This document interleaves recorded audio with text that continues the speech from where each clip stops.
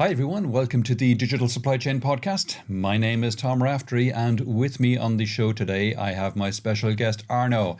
Arno, welcome to the podcast. Would you like to introduce yourself? Yes, hi Tom. Thank you for having me and having us in your show. Yeah, my name is Arno. I'm the Chief Technology Officer here at Sana Commerce. And Sana Commerce, we love to talk about B2B e-commerce and about digital supply chain. So I think we are on the right show. Fantastic, fantastic. Let's kick off, Arno, talking about B2B e-commerce because it seems to be lagging. If we think about B2C e-commerce, it's been around for decades now. I bought my first book on Amazon back in the 90s, for example, the late 90s, but I bought my first book on Amazon back in the 90s.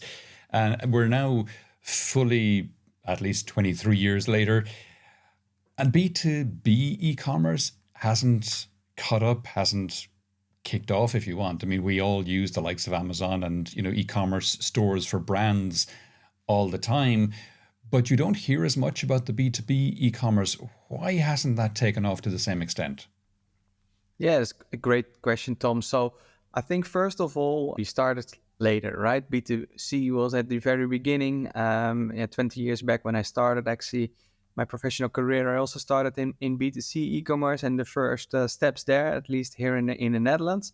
And what we have seen is that with retail or all those brands, the adoption has, I think, be fully completed. There is any brand, any company is having some that is focusing on retail or on consumer market. They have adopted the e-commerce channel for sure, the digital channel. However, with B2B, we see in the numbers that still, let's say, staggering 40% of all the transactions that are happening are still manual. So we are maybe just over 50%, and so half of the market has adopted it. And that's because I think, first of all, it's the market is bigger. There's more money or more transactions going on, or more companies doing business with each other than, let's say, on the B2C side of things. It's always a little bit under the iceberg, right? So that's hidden. Second is that it is more complex to achieve, to digitize your company or to adopt digital transformation is not an easy thing, and we see companies struggling with that. Yeah, and that's why we love to investigate it, love to help customers, and actually invented Sana Commerce back in the days to solve the problems around that topic. Okay. I mean, I can imagine if I wanted to buy a new pair of sneakers, for example, I Mhm. would go to one of the websites of the sneaker manufacturers, possibly, or to Amazon. And it's very straightforward there. If I haven't dealt with them before, it's very straightforward to create an account, link it to my credit card, buy a pair of sneakers. They might be 50 euros, they might be a couple of hundred euros, depending on how fancy I want the sneakers to be, but they're typically no more than that, 50 to 1 or 200 euros. And so, it's very easy in that scenario. There's not a huge loss to the company if there's some kind of fraud taking place. But I got to think in the B2B space, because the transactions are typically going to be significantly more than 100 or 200 euro, there's got to be a greater amount of trust there to have that connection between organizations. Is that one of the reasons why there isn't as much B2B e-commerce taking place as B2C? The kind of transaction volumes might be lower, but also they might be of significantly higher value. No, correct. What you mentioned is correct. On average, we see in B2B that it's about much larger volume. But let's just dive into your question step by step. So first of all, I think or what we see is the fact that in any way when companies are adopting B2B, and ask their B2B buyers what they want to have that same experience as they have learned while using, B2C platforms like Amazon or whatever store, right? So that should be convenient, easy as buying a pair of sneakers. However, quickly the complexity increases indeed what you mentioned. So what we see a lot is about pricing. So you will have probably negotiated another price than me based on the volume that you're buying, or actually to get it to know each other, to allow to order, or to allow even to order on account and not by credit card. Because if you're ordering, for example, engine for a ship that is not, let's say, a 200 euro thing, that can be maybe a 200,000 euro thing. Yeah. So, and that is not easily done with a credit card, so that mostly goes on account or with invoicing. And you need to know each other and need to do business and need to build a relationship to actually make that happen. And the B2B world has always been there with companies interacting there on a, in a physical way and in face to face with, sales reps visiting customers or finding customers on trade shows or just by visiting them and placing orders like that, negotiating contracts and placing that order. And also if they need to reorder, then and maybe once in a while that salesperson was visiting that office and so on and so on. But to transform that, just this 2-minute explanation to what I just gave on how companies are doing business to a digital world and keeping that relationship is not an easy task. There's a lot of complexity once again around it. What kind of product do you need exactly? Talking about spare part, for example, another example, a lot of B2B companies that are adopting B2B e-commerce are doing it for spare parts first. That's always a great tip. So if you have, if you're an engine manufacturing company or a car manufacturing company, that you resell the spare parts as a starting point to your B2B buyers. But with spare parts comes a lot of complexity in terms of, okay, which spare part do you actually need? And that can be hundreds of thousands of items that you can choose from. Yeah, and it can be easily like a mistake that you order something wrong and then you cannot fulfill your job you're working on or whatsoever. So that is about product search. Then you have complexity about how to ship things or about compliance or regulations that some goods are not possible to sell in a certain country or you need certification or training to actually order something, right? We see that a lot in the chemical industry or in the pharmaceutical industries where we have customers. So yeah, I will stop here, but we have talks also with customers also in our podcast show that we talk, let's say, for an hour on the complexity and all the different scenarios that B2B e-commerce most often require, and depending of course per case. And yeah, that's why it's not an easy step. Let's say just open a store with a couple of clicks and sell sneakers. You need to do you need to do much more to make it happen. But yeah, the benefits are big.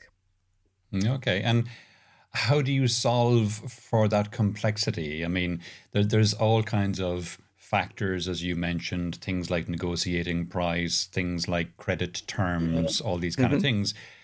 How do you solve for that in the B2B world? Yeah. So I would say there are three things that works really well where we see companies succeed with B2B e-commerce. And the first one is actually to start in the right way and involving, let's say, so the different departments in the company and not just seeing it as an IT show, so driven by the IT department, or a marketing show driven by the marketing department saying, hey, we just want a fancy B2B store because the competition has it as well. No, the perfect start is that you all come together and say, hey, from a vision perspective, we see this trend, we want to change. We think that digitizing our, way how we interact with our B2B buyers and making actually our supply chain also to the end digital, that vision is a great starting point. And then you work all together towards that goal. Then the second thing is from day one, involve your customers, your B2B buyers. Can be even 1, 2, or 5, or maybe 1,000 if you have the resources, but ask what they want and how they want to order or what is practical for them. And then make sure, you have formed that group, also work on your internal, let's say, stakeholders, in that sense that they should be your biggest fan for success. So most of the time in B2B e-commerce, your sales department will see it as their biggest threat because they see it as a separate channel and that they will lose their job or will not hit their targets, will not get their bonuses. And it is a, big starting point for a failed project. So don't do that. Evolve them and make sure that they are your biggest fan, and also, of course, incentivize them. And then last but not least, make sure that these B2B buyers have this perfect, let's say, convenience as that, that Amazon story or anything that feels perfect, that it has the right UX, UI, but also that the information and the data is correct. And in B2B, there is a lot of complexity around pricing and inventory and product selection, what I mentioned. And one of the key things is that most of the time, this information is in different, let's say, data storages in your IT landscape. For example, your ERP system. A lot of B2B companies are driven by the ERP system, that is their core, but also product information management system or warehouse management or other tools that are taking a part of the supply chain to digitize that. But make sure that you're using these data sources as the single sources of truth, so that the B2B buyer gets that, that warm bath, that experience, that if they are calling you, if they're still used to calling you or email you, that they get the same answers that they are logging in, or if you have stores or locations or pickup locations, that also that experience is completely aligned. So pricing is the same, inventory levels is the same, negotiated pricing is the same, etc., etc. And that is not an easy trick, but yeah, these are technology things we are solving for our B2B buyers, which with what we call pre-built integrations. But that is just the last part. That's why I also mentioned technology comes, I would say, at the end. It needs to be perfect, and there are solutions, but all these steps before it are more, let's say, on the people and organization side of things, how we see customers succeed in B2B e-commerce adoption. Sure. Changing technology is easy, changing people, not so much. Exactly. Change is always difficult, especially for these businesses that have been already successful for many, many years, right? Most of the B2B organizations, especially in the small, medium-sized or the lower enterprise markets, are, family-run businesses or where relationships is pretty important. And for the larger enterprise, of course, the brand name and all that stuff is getting more important. But there is this, this thing that these companies have been there already for a while. They know how to do their business. The only thing they do not know, or they are trying to achieve, is how to digitize that. All right. And I can see how, a B2B e-commerce store for a company makes it easier for their customers to buy. So it's a big advantage done right. But there's also, I gotta think, huge data benefits as well, because suddenly you're getting a lot more data points in the whole sales process. Is that something you guys are helping your customers with as well? Yeah, no, for sure. That is the benefit of doing things digital, is that you can, measure it and capture the data around it as well, and learn from that. So what we do, of course, as an IT company or as a software vendor, is that we like to gather data, right? So we want to know what our B2B buyers are doing, and also how our companies are successful there. So we have also products what you call, for example, Sana Commerce Insights, that is actually gathering data from many different data sources. So that can be the e-commerce platform, of course, and with things, maybe if you know Google Analytics or things to measure clicks and all that stuff. But we also use Piwik Pro, which is maybe if you do not want to have your data in Google, an alternative there that we are using. We are combining that with the ERP data or the other backend systems where all the information around the B2B e-commerce journey is being stored. And we are just mixing that in a nice thing. And that gives insights like a 360-degree view on these customers or on these B2B buyers. And what is really helpful, let's just talk about a customer case, is that we see a lot of customers, especially the one that I mentioned now, where it was a manufacturing company in electronic parts, and they were struggling with adoption of their B2B platform, but they were looking at the wrong numbers. They thought, okay, success is in the revenue side of things. We need to see growing revenue. That is just a KPI we are steering on. Or we are looking at less cases on the help desk, let's say, less customers calling is more efficient, etc. Then customers are really helped. But I would say these are great KPIs to, just to keep a record of, but these are lagging KPIs. It's much more interesting to look at the leading KPIs so that you can actually have influences on. Now, what does all the data that we are gathering, what can it give? It can give leading KPIs like on, okay, which products are actually bought or are actually searched on online, but are being bought offline, which means there is still some issue or thing going on that people are not, making that last step and place that order online. If you dive deeper, sometimes it's in the product description, or it's about the shipping details that you're sharing, or it is just a wrong price or something there. And this kind of data is very helpful. And I always recommend also customers of us, or that if we have a customer call, that we say, hey, don't look at the big dashboard of all those different KPIs, but focus on the things that matter at that certain point of time, right? So you can focus, for example, the first 3 months on adoption, just getting customers logging in and browse around. And the next 3 months, you can maybe focus on, hey, let them try to create shopping carts or to product selection. And the next 3 months, you can say, hey, let's focus on the checkout and so on. And there are different leading indicators that can help you there. So yeah, just to summarize your question, yeah, data is a very, very powerful instrument that we are giving to our customers or people that are adopting B2B e-commerce. You can, I think, truly make your company better much more quicker than if you are not digitizing it. Sure. And do you have any success stories you can speak to, Arno? Yeah, so we have around 1,500 customers that are benefiting from our solution. I will not mention them all. We have customers ranging from, let's say, they are having revenues around 50 million a year, sometimes a little smaller as well, but starting from 50 million a year to a billion a year or even more.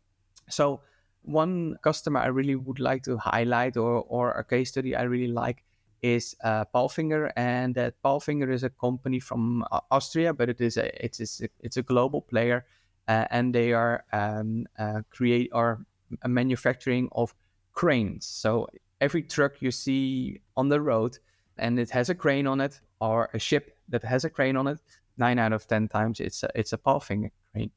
And it is a hugely complex world where you have spare parts, or you have, which dealer or which person can actually buy certain parts.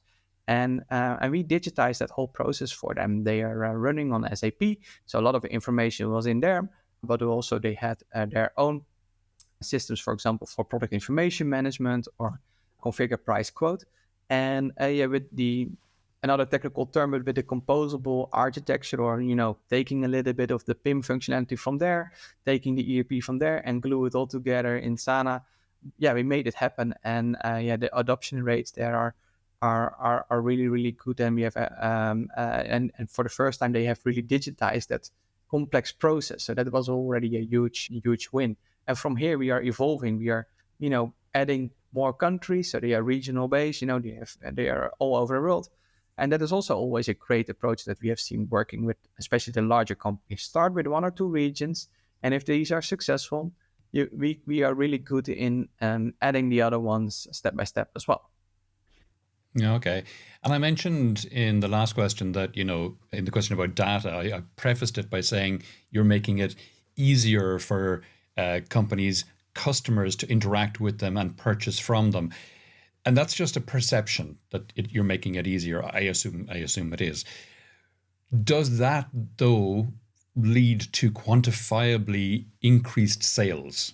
I mean, you'd imagine it does, but that's just a perception. Do you have any data to back up that perception? No, for sure. So roughly, if taking our complete account base of the different customers, our customers are growing on our platform with 30% year over year. So that is just the average. Some are a little bit faster, some are a little bit slower. But I think that already gives an example on the adoption, the change of transforming offline to digital, right? We are on that wave as well. And next to it, it is also that we see companies expanding their clientele. And I can tell you why. And that is that you can first make your sales department much more efficient. We see so many companies, if they are really good in that point that I mentioned, that makes you your sales organization, or the biggest fan of your B2B e-commerce store, or your biggest stakeholder, not seeing it as a competing channel, but really adopting that, we can succeed there. Because what will happen, and we have many customer examples that are, let me tell you, we have also Holu.com is a manufacturing in Austria. And Marco, one of the IT director there, tells a nice story that they adopted actually B2B e-commerce. And before, their sales force needed to get in the car every week, every day actually, and just come by to the different hotels or hospitals, because they were supplying their manufacturing of cleaning products, to clean your hotel or to the hospital, etc. that needs Sure. to be, refilled, or you need to have a replenishment there. But in the traditional market, they would just, it was also maybe a thing of just, be at your customer, but they were driving around, just picking the order by paper, and they were gone again. Hmm. So when they introduced B2B e-commerce, that work was not needed anymore, and this sales force could focus on something else, exploring new markets, or explaining, for example, new products, or introduce new products to increase. And in the end, these two activities, exploring new markets or work focusing on new markets, as well as introducing new product lines or making your customer base aware of that, having more meaningful conversations, increase the revenues, right? So these are, first you can reduce or you can optimize the cost, and then you can grow from there. Nice, nice. And of course, if they're not driving around all day from customer to customer, if they're sitting at their desk working from there, it's got to be a sustainability win as well, no? Yeah, I would say so. So we are, of course, sustainability is a big topic nowadays, right? We all need to make the world a little bit better, and leave it at least in a better shape than we got it, right? So as for our kids, etc. So also at Sana, and we are, of course, we are maybe not a manufacturing company that, that can grow trees in a sustainable ways, but we are an IT company. But I think we can also do things in for the industry and for the world. So we can help organizations if they are more digitizing it. We are doing investigation on what's the sustainability impact there. So we at least are busy with that. We do not have the tangible results yet, but we truly believe that if companies do not have that sales force flying around or in cars or being on the road, is a way to improve. Another way where we also see on one hand the cost benefit, but on the other hand also sustainability benefit, is the fact that you can, if you optimize this whole B2B journey and make sure that the customers, B2B buyers, are selecting the correct products, you have simply less returns. That is a very important thing as well. And last but not least, if you have all that data and we have also that 360-degree overview of a B2B buyer, we can also help B2B companies ask their customers or their B2B buyers to say, hey, maybe you should not ship it today or directly, but hey, this is this 2 times a week route that is just a car is anyway driving around. We give you a better offer to take this shipping method, and then we do not have to send separate cars, but we have just one truck driving around. You just need to fit it into your schedule. So and there are more examples, but these I think are, if everybody contributes a little bit step by step, then we can help. Sure, sure, sure. And where to next? I mean, we're starting to see, you said we have a little over 50% of businesses now doing B2B. That leaves 40 something left. How long will it take that 40% to get to B2B? And what kinds of new functionality are they going to be looking for in their B2B platforms? Yeah, so one of the big things, and it's also helping, I think, with the problems we are seeing on the adoption, or to getting that last 40% in, or to solve that complexity around B2B commerce, is, of course, that huge technology wave on generative AI. One of the things you have to understand is, if you are going online as a B2B organization, product information is key, and but also, creating, if you do not have that, let's say, so in a system or really structured, then it's a huge effort to get that ready for online purposes. Sure. But with the help of these new technologies, we are able to, look into the data that is coming from the ERP and maybe from some other systems, use this as input to put it in these new technologies, which is called generative AI. You have also seen the ChatGPT, of course, but there are other APIs from OpenAI, but Google has the same kind of stuff as well, and AWS, but that you can just put input there and ask them to, based on, for example, product specifications, some title and some categories, or maybe some other raw data from the ERP, to make nice product information. And that is a huge time saver. So that's one. And the other one is maybe a little bit further on the horizon, is that there is a lot of information in companies, in the heads of people, and in maybe in documentations, just Excel or Word, or all over the place, maybe even email. Yeah, how beautiful can it be if we can, use that information, that knowledge as well, to digitize, let's say, the Q&A kind of functionality on B2B e-commerce platforms, right? So So we are doing a lot of research in that area, and we are definitely, full focus on that generative AI thing. So that is one big topic. And I would say another big topic is trust, because we're talking a lot about relationships. It's in B2B, it's important, but in the end, maybe also with the use of generative AI, who can you trust? Do I truly know that on the other side of the line is somebody that I can trust, etc. And trust can be there in many, many different forms. And we also see that B2B companies are struggling there to be compliant, to have certain sustainability expectations on their product or attributes. And all these things needs to be managed. And it's all manual work that people are doing. And we see that it's for the good cause, but we see that companies need to do a lot of work to make it happen, right? So if we can automate in that area, I think we can, and there are solutions there, we believe, then we can help our B2B companies even further. Okay, cool. We're coming towards the end of the podcast now, Arno. Is there any question that I didn't ask that you wish I did, or any aspect of this we haven't touched on that you think it's important for people to be aware of? Now, honestly speaking, I was thinking about, but most of the time I really wanted to talk about this adoption in B2B e-commerce, and that was the question I wanted to say. Hey, that's maybe a question but you asked it already, because it's the biggest challenge we have in our industry. Just to rephrase myself, I think if customers are struggling there, right, that 40% that's still not digitized, look at to make a good start. Even if you have already started, but you see no adoption, make it a good restart and involving all the different parties in the company, and see it as really as a vision of making your supply chain digital, or do the digital transformation. Second, make sure that your sales people are your best stakeholders and your biggest fan of the store. That we see customers really succeed if you make that happen. Look at the correct KPIs. So not only the lagging ones in terms of transaction, money, and ROI and all that stuff, but the leading ones. There you can influence and make a difference on a day-to-day or a monthly basis. And last but not least, on the technology side of things, make sure that this B2B e-commerce platform is like a really convenient place where pricing, transactions are real time and coming from the systems that are holding that data, and make it as one experience where your B2B e-commerce or your B2B buyers will be very, very happy. And that will end in the end on, I would say, improving the relationship. And in the end, then the transactions will follow, like I mentioned. So, just a summary on the questions asked. Cool.